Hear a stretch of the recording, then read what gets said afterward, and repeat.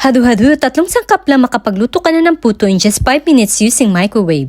Kailangan lang natin ng hot cake mix, fresh milk and sugar. Una, kailangan lang natin ihalo ang hot cake mix and sugar. Then isunod natin yung fresh milk or evaporated milk.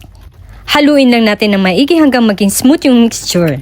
Then i-ready lang natin sa ating lalagyan. Para update ka sa susunod naming recipe, paki-like na lang po ng page namin. I am sure magugustuhan nyo ito dahil madali lang lutuin at hindi na kailangang i-steam. Maglalagay din pala tayo ng cheese. Optional lang po at depende lang po sa inyo. Ito lang yung available na cheese sa ref ko kaya ito lang ginamit ko. Pagpasensyahan na rin din sa lalagyan ko dahil ito lang din ang meron ako. Ako lang din naman kasi kakain. Kayo na lang din bahala para maging stylish yung food nyo lalo na kung pang okasyon. At ilalagay na natin sa microwave. Then iset natin yung timer for 5 minutes only. After 5 minutes, ito na po, ang microwave puto version. Check natin kung luto na ba talaga. Ang bilis, diba?